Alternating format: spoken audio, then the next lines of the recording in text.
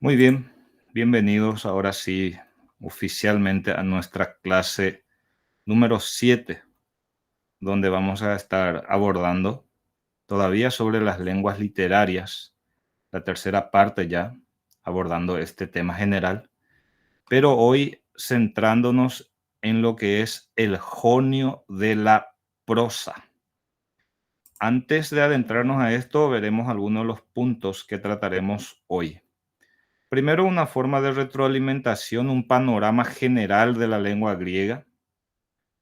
Y luego ya en el punto 2 nos centramos en lo que es el jonio de la prosa, sus inicios, su desarrollo, el reflejo del cambio que significó justamente la introducción de la prosa en la escritura griega, su universalidad, el paso de la poesía a la prosa, las características del jonio de la prosa y luego el paso brevemente del jónico al ático, puesto que esto sí es un tema de clase posterior. Antes de hablar del jonio de la prosa, veamos un poquito nuevamente el panorama general de la lengua griega, pero en esta ocasión sin irnos demasiado atrás, sino más bien vamos a partir del 2000 antes de Cristo. Ya a esta altura del desarrollo de nuestros temas, entendemos nosotros que el griego común es el griego que surge en el norte de Grecia y que consistió justamente en un dialecto dentro del llamado grupo indogriego. Así, también debemos tener en cuenta que este griego común no surge en lo que sería el territorio griego propiamente dicho, sino al norte de dicho territorio, y no es el que ingresa al territorio griego, puesto que justamente la rama del griego común que se introduce en territorio propiamente griego es el llamado griego oriental, que en nuestro texto aparece como G-O-R o GOR, ¿no? Esto ocurre ya en el segundo milenio, hacia el 2000 antes de Cristo, poco después del surgimiento del griego común, ya encontramos el griego oriental, que es el que nos interesa por sobre todas las cosas, ingresando a la Grecia continental. Mientras que el llamado griego occidental o el griego de los dorios lo hace mucho tiempo después, ya hacia 1200 antes de Cristo, ingresan los dialectos dorios, llamado griego occidental en su conjunto, también en territorio griego, y provoca una serie de cambios políticos y culturales que hemos visto en clases anteriores. Ahora bien, eh, dando un salto en el tiempo, ya en el primer milenio, y justamente esto habíamos tenido algunas de las preguntas relacionadas con este tema, ya en el primer milenio, es decir, desde 1000 antes de Cristo aproximadamente, encontramos que eh, ambos grupos, o sea, en este caso, ambos grupos griegos, tanto el griego oriental como el griego occidental, dividiéndose en diferentes dialectos, que también estuvimos viendo que los dialectos hacen referencias a las variantes dentro de un mismo idioma.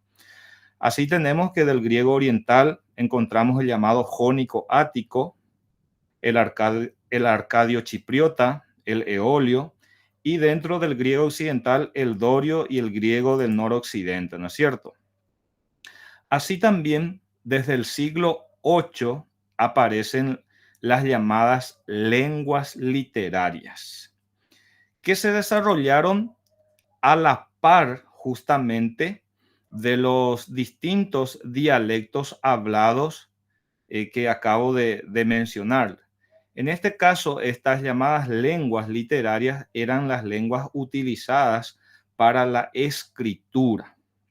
Entiéndase que esta lengua literaria tenía sus características propias y cada una de ellas ya sea contenía elementos de uno u otro dialecto e inclusive, digamos, utilizaba ciertos elementos del mismo dialecto, pero de épocas pasadas. Es decir, había una mezcla interesante, tanto en lo léctico como en lo cronológico en estas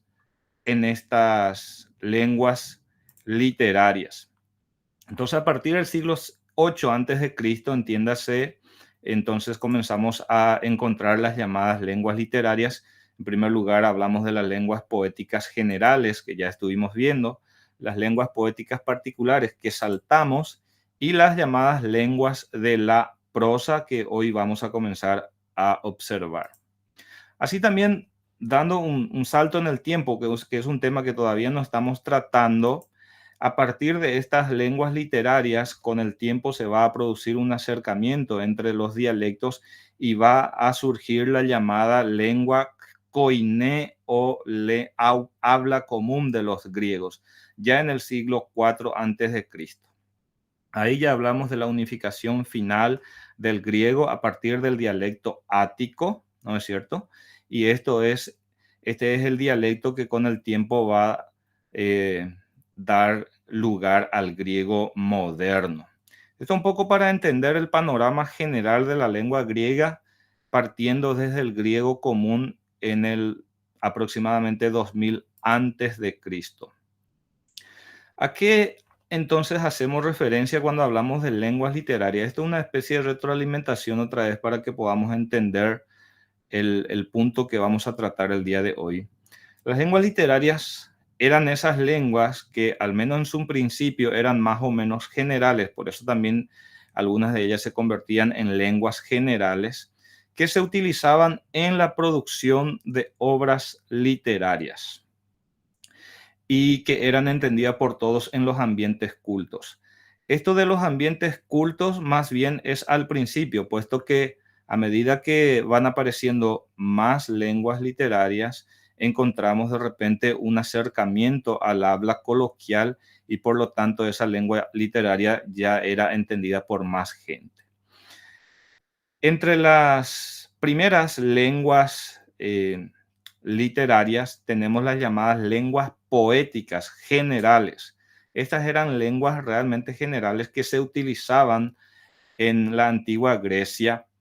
Existía, por ejemplo, la lengua homérica, que era por decirlo así, un dialecto escrito, ciertamente no hablado, escrito. Hay que entender esto, que estos son dialectos escritos, no hablados, creado por Homero en sus obras La Ilíada y la Odisea.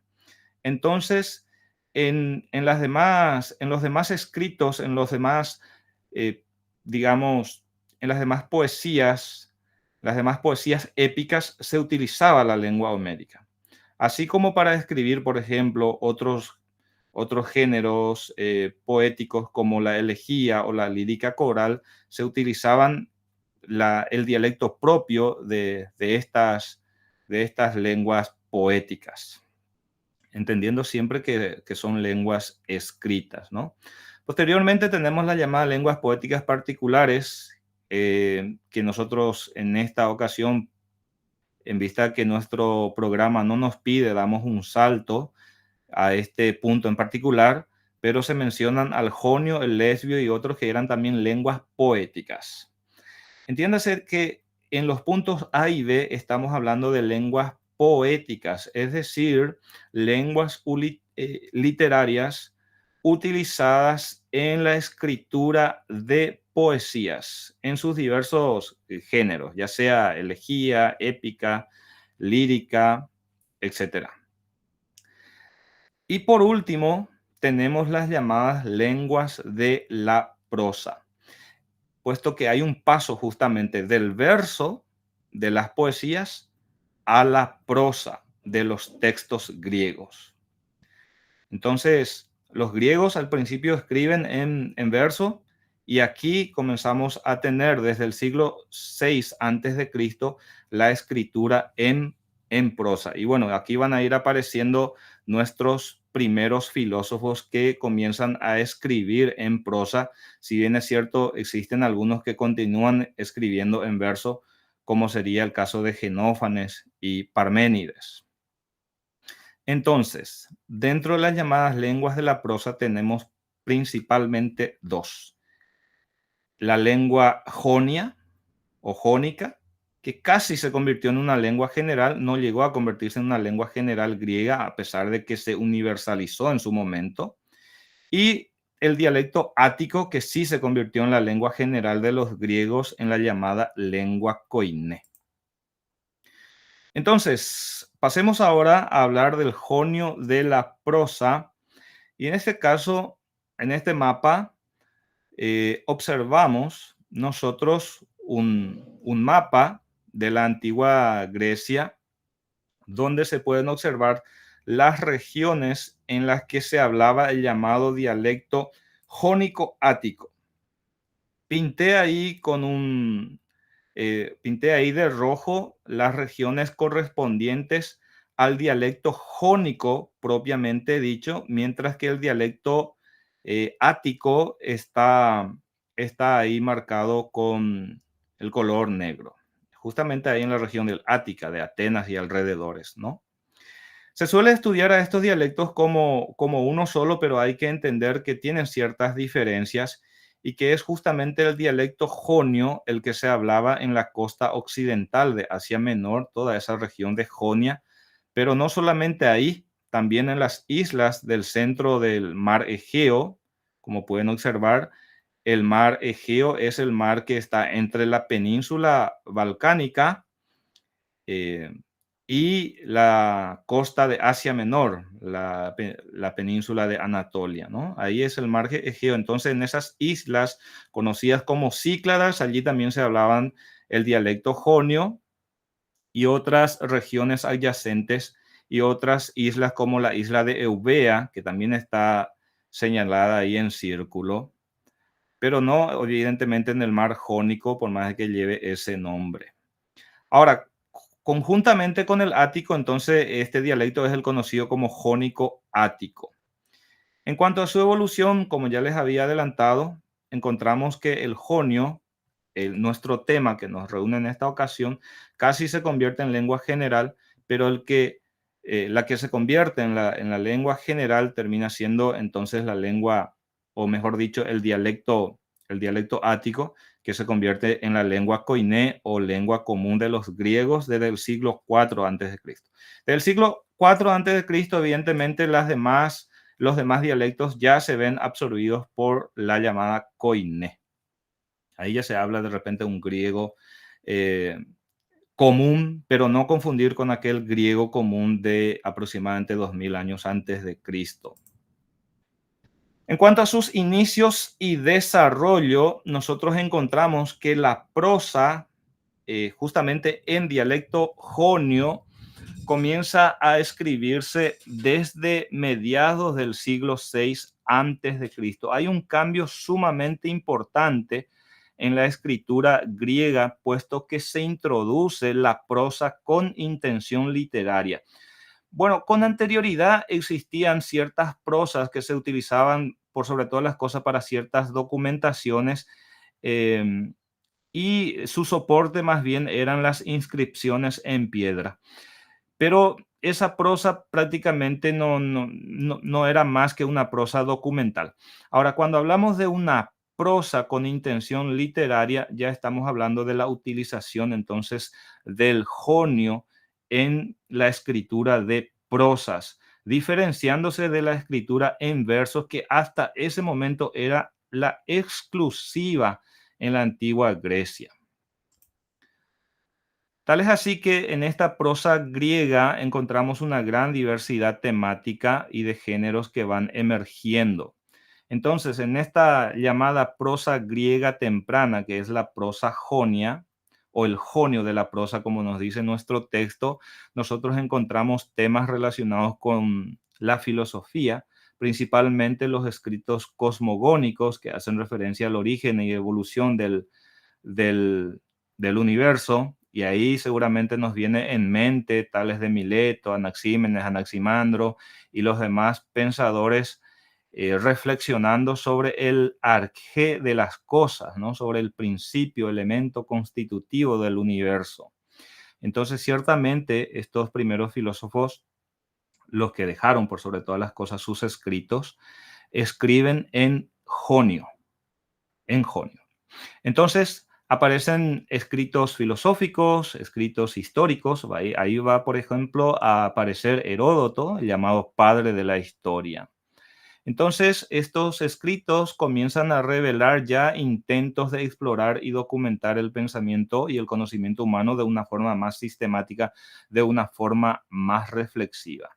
Y es muy interesante nuestro tema en particular, puesto que debemos entender como estudiantes de filosofía que justamente la filosofía comienza a hacerse en esta lengua literaria que es el jonio de la prosa. Y posteriormente, desde Gorgias de Leontinos, vamos a encontrar a los filósofos escribiendo en ático. Pero, y esto lo veremos más adelante, en los primeros momentos, en las primeras décadas y siglos inclusive, encontramos a los filósofos escribiendo en jonio. No solamente filósofos de Jonia, sino también filósofos de otros lugares, sea esto de Atenas y de otras regiones.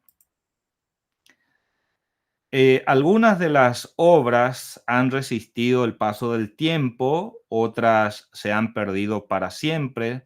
Las que nos llegan hasta la actualidad, por sobre todas las cosas, son textos fragmentados, pero de igual modo los escritos de Heródoto y el llamado Corpus Hippocraticum nos han llegado a través de escritos medievales y esto nos brindan informaciones muy importantes sobre la historia y la medicina de la época.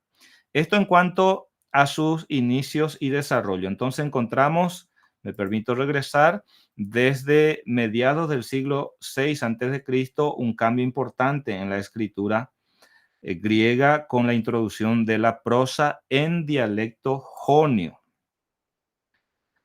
Respecto al reflejo del cambio, nosotros encontramos que este paso de la poesía a la prosa no es un paso, digamos, inocente.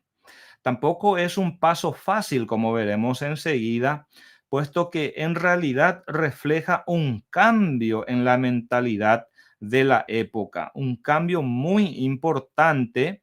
Se abandona esa prosa puramente documental de las inscripciones, como les expliqué recientemente, y se da paso a la verdadera prosa de la filosofía y de la historia, donde ya se busca una expresión más individualista, más racionalista, y hay un paso consciente de la explicación mitológica a un pensamiento más riguroso y más analítico. Por eso es interesante encontrar que justamente este paso de la poesía a la prosa se puede también decir que es el reflejo del paso del mito al logos, es decir, de esa explicación mitológica que había caracterizado al mundo griego por siglos enteros, se rompe aquí y se da paso a un pensamiento reflexivo, un pensamiento sistemático, el tradicional, el típico paso del mito al logos se da justamente con el paso de la poesía a la prosa. Ahora bien, este jonio de la prosa es sumamente interesante, puesto que a diferencia de las demás lenguas, de las lenguas literarias anteriores, que eran lenguas poéticas, por un lado, esto ya encontramos, ya es una lengua es una lengua en prosa, pero por otra parte hay un acercamiento al lenguaje coloquial. Por decirlo de otro modo, ya existe una búsqueda de acercarse al habla cotidiana de la gente, ¿no? Eh, Ciertamente Genófanes y Parménides ya habían también realizado ese paso de esa reflexión, ¿no?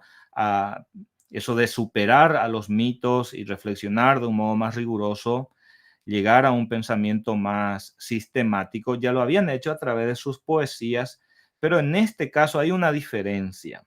No solamente se da ese paso, digamos, de cuestionar y reinterpretar los antiguos mitos, sino que también hay un acercamiento al lenguaje coloquial. Y esto lo va a hacer más entendible y alcanzable por más gente en la antigua Grecia. En este punto en particular, entonces, entender que el surgimiento de la prosa literaria es el reflejo de un cambio de mentalidad de la época.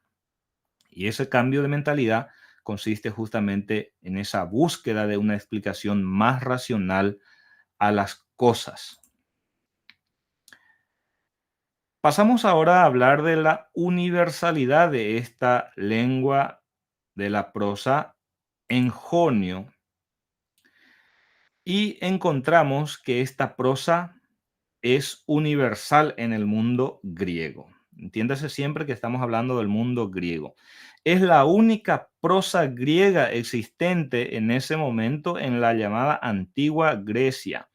Por lo tanto, es una lengua, es una prosa, ¿no? Adoptada tanto por los que vivían en Jonia, evidentemente, como así también por pensadores de otros lugares, ya sean dorios o por otros pensadores que vivían y trabajaban en ciudades de lengua no jonia, es decir, fuera de Jonia. En ese caso, encontramos entonces que en cuanto a su universalidad, esta prosa, en primer lugar, es utilizada por los escritores jonios, quienes, quienes entonces eran estos escritores jonios. Tenemos el caso de los logógrafos, lo que sería una especie de historiador de la época. Tenemos el caso de Hecateo de Mileto. Fíjense que él nace a mediados del siglo VI, opera en la segunda mitad del siglo VI antes de Cristo hasta 476. Tenemos también el caso de Ferécides de Siros, quien escribió una cosmogonía. También tenemos a los filósofos milesios, a los filósofos de Mileto, Tales, Anaxímenes, Anaximandro. Tenemos el caso de Heráclito, Demócrito, Protágoras de Abdera. Estos son conocidos como escritores jonios que evidentemente utilizaron la prosa jonia en sus escritos y en sus reflexiones.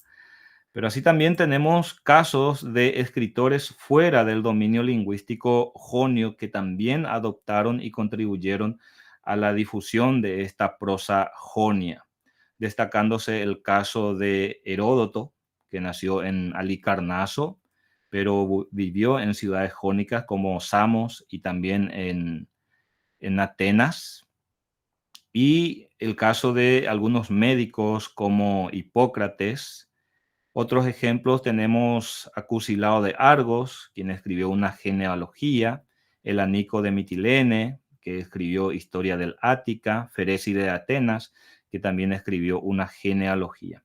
Entonces, lo interesante de esto es entender que esta lengua prosa era entonces utilizada por escritores jonios,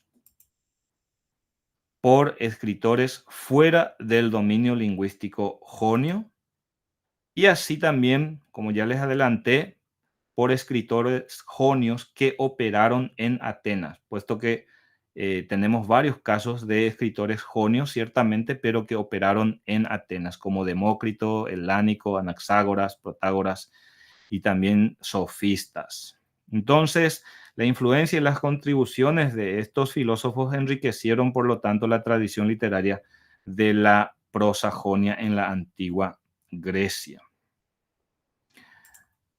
Bueno, aquí quiero dar un paso, de repente una pausa, digo bien, si hay algún comentario, alguna pregunta, alguna duda que les haya surgido por el camino, podemos conversar brevemente y continuar. Queda abierta entonces la posibilidad de hacer sus comentarios o seguimos adelante.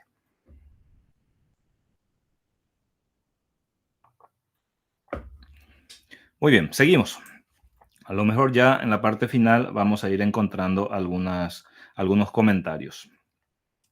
Con relación al punto D, que hemos titulado De la poesía a la prosa, aquí vamos a volver a ciertos temas ya abordados en esta clase. Entonces, recordar que este paso de la poesía a la prosa se da justamente en la región de Jonia desde mediados del siglo VI antes de Cristo. Aquí encontramos entonces filósofos, historiadores que abandonan los dialectos poéticos y utilizan una forma más directa de expresión que es justamente el jonio de la prosa. Con este paso de la poesía a la prosa, entonces también se da el cambio de una transición de una mentalidad mítica a una mentalidad más racional, abandonándose entonces la llamada poesía hexamétrica en favor de la prosa. Ciertamente, el llamado jambo ya se utilizaba en cierto sentido para transmitir de repente ideas de una forma más fluida y más accesible. No obstante, esto sirvió como digamos, como una ventaja para la introducción de la prosa jonia. Ahora, esto es muy interesante, este último punto, que ese paso de la poesía a la prosa no fue realmente fácil. No fue fácil psicológicamente, nos dice Adrados. Inclusive fue evitado por Genófanes, Empédocles, Parménides. ¿Por qué razón? Porque la literatura hasta ese momento y a lo largo de siglos enteros era exclusivamente poética. Era exclusivamente poética. Entonces fue difícil abandonar justamente esa poesía llamada hexamétrica por sus características e ingresar a la literatura de la prosa, entendiendo evidentemente que los textos más antiguos de los griegos tenemos a partir de Heródoto, es decir, desde el siglo 8 antes de Cristo. Estamos hablando de unos 200 años, más o menos, de una tradición literaria exclusivamente poética. Por lo tanto, se entiende por qué era difícil salir de ese esquema. Para que nosotros podamos imaginarnos más o menos, es como que hoy en día se creara una nueva forma de, de escribir distinto al verso, distinto a la prosa y de repente otras modalidades que puedan existir. Por lo tanto, evidentemente es bastante difícil este paso. Pero fue útil, sin lugar a dudas, puesto que permitió la escritura y la elaboración de ideas más complejas que eran difíciles de expresar a través de la poesía. Tiene dos características principales esta lengua de la prosa, este jonio utilizado en la prosa. Primero nos dice que abunda en abstracción, es decir, esta lengua permite elaborar ideas abstractas, eh, presentar, comunicar ideas abstractas muy necesarias ciertamente para la difusión de la filosofía y de la historia. También encontramos que muchas de estas innovaciones son innovaciones semánticas, creaciones puras a partir de la lengua común o la lengua épica. Pero por sobre todas las cosas, lo que nos interesa es que en este punto, entonces, se logra un instrumento lingüístico que permite eh, comunicar un pensamiento abstracto. A su vez, tenemos que en este jonio de la prosa proliferan las figuras de dicción, ciertas figuras literarias utilizadas para enriquecer la comunicación. Esto surge justamente para suplir esa falta de ritmo que la poesía tiene, ¿no? La poesía nosotros sabemos que tiene un ritmo particular que hace que tenga un atractivo, ¿no es cierto?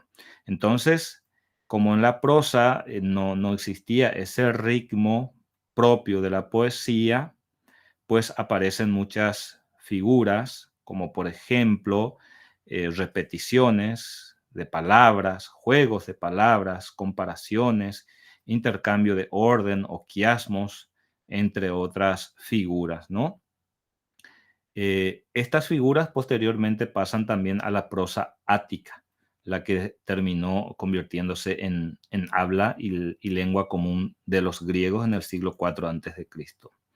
Entonces, esta prosa, al tener, en primer lugar, abundancia de abstracción y por otra parte, por tener estas llamadas figuras de dicción, se logra tener una prosa narrativa clara, capaz de establecer relaciones, nos dice nuestro texto, así también una prosa expresiva, capaz de conferir relieve a esos elementos, a esas palabras, a esas expresiones. Entonces, tenemos aquí en síntesis una prosa rica,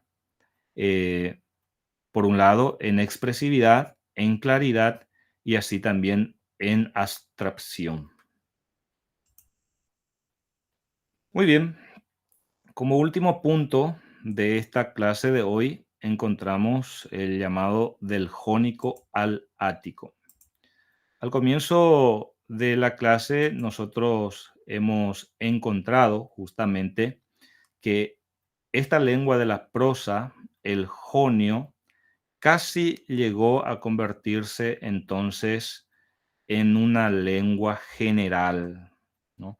Estuvo evidentemente bastante, digamos, su área de difusión fue bastante amplio, ciertamente, pero después fue cambiado y fue justamente sustituido por la prosa ática, es decir, una prosa donde no se utilizaba más el dialecto jonio, sino el dialecto ático. Entonces, encontramos ya en el siglo V antes de Cristo la presencia de notables filósofos en Atenas. Y bueno, también encontramos filósofos provenientes de otros lugares, provenientes de otras localidades del mundo griego, ¿no es cierto? Entonces, específicamente desde el último tercio del siglo V antes de Cristo, estamos hablando de aproximadamente 430 antes de Cristo, entonces estos filósofos que escribieron siempre en jónico comienzan a escribir en ático, puesto que los sofistas y filósofos de Atenas justamente hablaban en ático, pero hasta ese momento escribían en jonio, produciéndose una especie de disglosia en esa circunstancia, ¿no?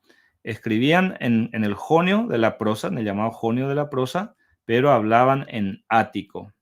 Esto fue así hasta que apareció Gorgias de Leontinos, el sofista ciertamente, quien rompe ese hábito y comienza entonces a escribir en ático. Gorgias tuvo el valor de provocar una ruptura con el jonio de la prosa y abrir así el camino a los atenienses, luego a los demás filósofos, entonces escribiendo en ático. Y el ático terminó triunfando sobre el jonio, por eso decía al principio que el jonio sí se convirtió en lengua general, puesto que dio origen a la llamada lengua koiné, un ático con ciertas variantes jónicas. Y esta lengua koiné es la que se convierte en la lengua común o lengua general y que posteriormente da origen al griego medieval y luego al griego moderno. O sea, el griego moderno proviene de esta rama iniciada en la lengua koiné, que a su vez proviene del ático, que terminó entonces imponiéndose sobre el jonio. Manera de conclusión, en primer lugar, entonces podemos decir que en el siglo VI antes de Cristo, entonces hay un cambio importante en la escritura griega. Se introduce la prosa en dialecto jonio. Con relación a los temas abordados o a los temas, digamos, a los temas que son abordados con este dialecto, encontramos entonces temas relacionados con la filosofía y la historia. En segundo lugar, podemos decir que el surgimiento de la prosa refleja el cambio de mentalidad de la época que se estaba dando en la sociedad griega. Hay una búsqueda consciente de alejarse de los mitos y de encontrar nuevas formas de pensamiento, de aproximarse también al lenguaje coloquial que las lenguas poéticas no habían logrado. Así también, en cuanto a sus características, esta prosa jonia es universal en ese momento, es la única existente entre mediados del siglo VI antes de Cristo hasta el último tercio del siglo V. Se escribe en jonio. Logógrafos, historiadores, filósofos milesios, Heráclito, Demócrito, Protágoras, escribieron en jonio.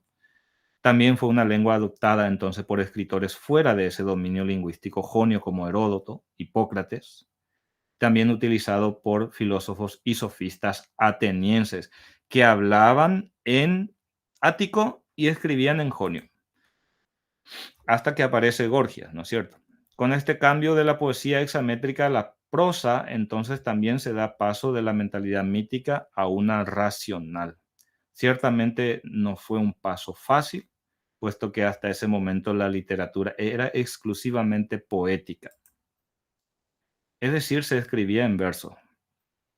Y por último, decir entonces que fue Gorgias de Leontinos quien rompió con esa tradición de escribir en jonio y comenzar a escribir en ático.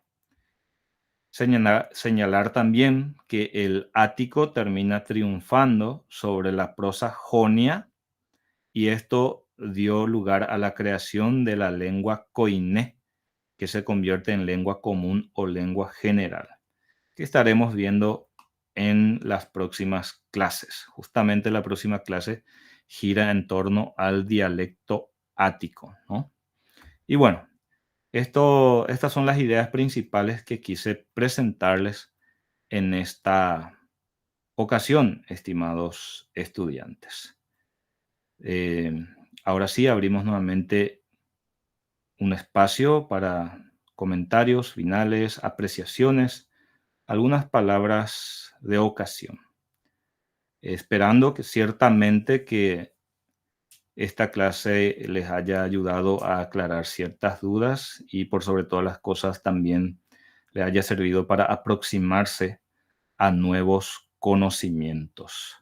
A medida que leemos, a medida que investigamos, a medida que hurgamos, nos encontramos que realmente el caudal de conocimientos que se nos escapa realmente es bastante amplio.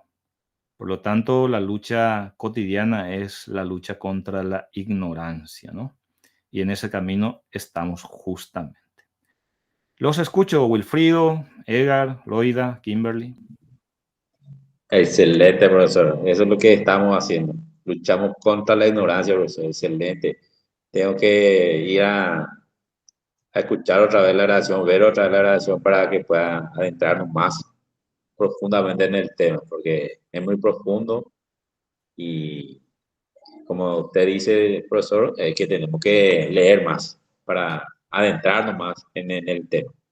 Así es, Wilfrido. Así es. Si eventualmente te perdiste de algunas clases anteriores, yo sí, ciertamente te sugiero que puedas mirar entonces ya sean los videos explicativos o Sí, las grabaciones porque hay una especie de continuidad entre estos temas. así es. Desde la lengua homérica que venimos hablando mínimamente, ¿verdad? La primera lengua literaria, hasta esta lengua de la prosa, a medida de tus Excelente. posibilidades. Sí, sí. Bien, gracias, Wilfrido. Gracias a usted, profesor. Edgar. Sí, profesor, así analizando un poco, o sea que reflexionando con lo que usted vino exponiendo en su clase, eh, nos damos cuenta que muchas veces en ausencia de métodos escritos para transmitir conocimiento, así como nosotros hoy estamos acostumbrados, y la transmisión de conocimiento a través del lenguaje oral, la poesía facilitaba muchísimo, o sea que la palabra chusca, como se dice, y revestida de arte, pues facilita mucho la transmisión de conocimiento, ¿verdad? Ciertamente. Pero a su vez también eso le limita mucho, pues, limita mucho al uso de la palabra, a la poesía misma, ¿verdad? Que se va transmitiendo, vamos a decirlo así, de generación en generación, ¿verdad? Y de repente con algunas pequeñas variantes, ¿verdad? Como es el caso de las poesías de los cuentos de Homero, por ejemplo, que al principio era totalmente de tradición oral, ¿verdad?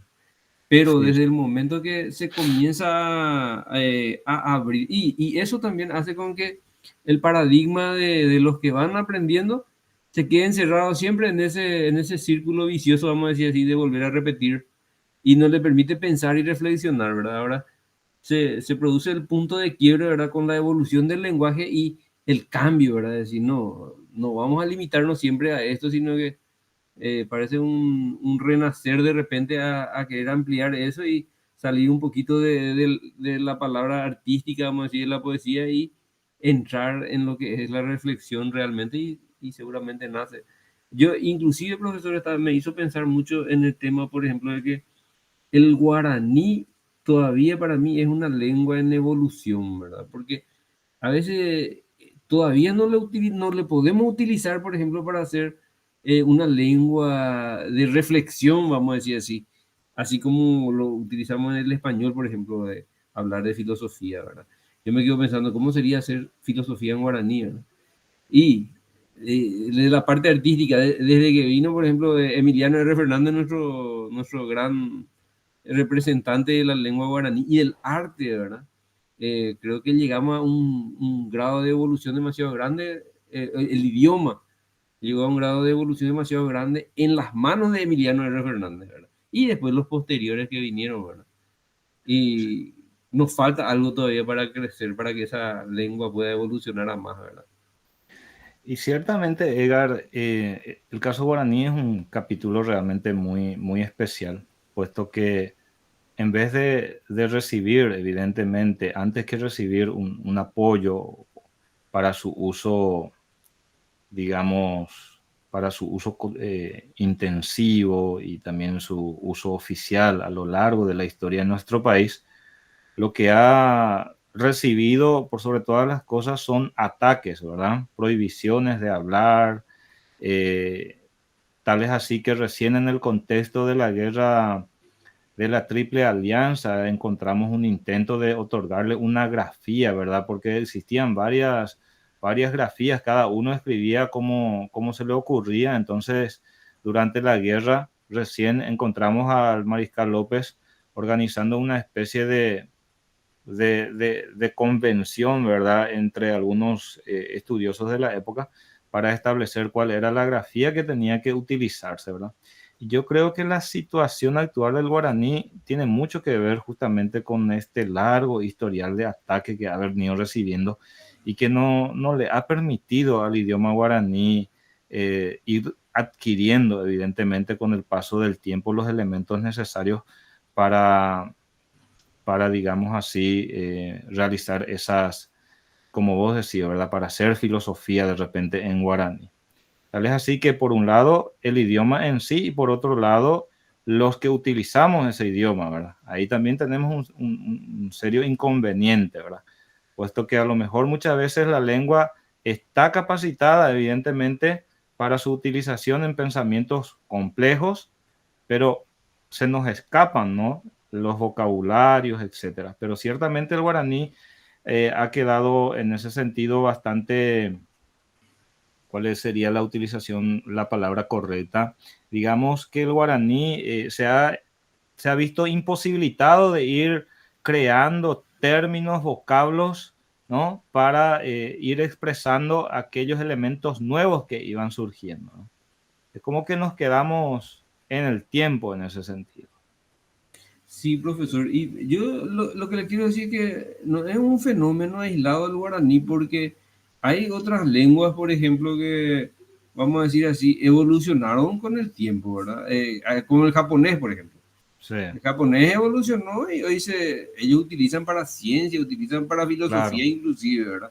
sí, El chino, el coreano, el alemán mismo, profesor, que imagínense, los grandes filósofos alemanes vienen y hicieron trascender, vamos a decir así, su idioma, su vocabulario, y se utiliza. Hoy en día tenemos, si queremos entender bien el alemán, tenemos que buscar muy buenas traducciones, hablando de filosofía, ¿verdad? Buenas traducciones, eh, o aprender el idioma mismo para entender profundamente los pensamientos que ellos habrán querido expresar en su idioma, ¿verdad?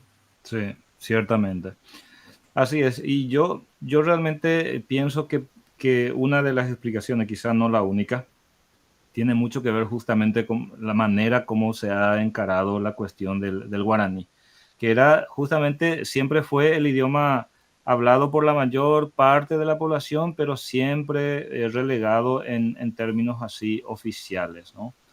Ahí es interesante ver un poco la política de Carlos Antonio López respecto al guaraní, ¿verdad? Que si bien es cierto, no prohibió su utilización cotidiana, sí prohibió su utilización en las escuelas, ¿verdad? Porque quería castellanizar a la sociedad paraguaya, ¿entendés? O sea que hay también ciertos prejuicios que a lo mejor por mucho tiempo se mantuvieron y en cierto sentido sigue existiendo, ¿verdad? Y con sus respectivas consecuencias. Sí, mismo, profesor. Y bueno, algunas palabras más. Ahí en plataforma yo les dejo entonces el texto, son de repente no, 10, 12 páginas, no recuerdo bien, para que puedan leer un poquito sobre este tema. Ciertamente este libro de Adrados no trae su paginación, pero yo les pongo ahí desde qué página es, entonces le pueden ustedes numerar. Por ejemplo, este texto que ahora les facilité comienza en el 112. Entonces le pueden poner 112 y después las siguientes páginas de forma correlativa para saber de repente más o menos qué página es y por ahí quieren utilizar para algunas citaciones o cosas por el estilo. Y bueno, se viene la lluvia. Voy a terminar de corregir esos trabajitos, 2, 3 trabajitos que me faltan y seguimos conversando. Le agradezco mucho su presencia y su participación y seguimos en contacto. Buenas noches. Buenas Buenas noches, noches, profesor. profesor. Muchísimas Buenas gracias. noches, compañeros. Buenas Muy buenas noches. noches. Saludos. Buenas noches.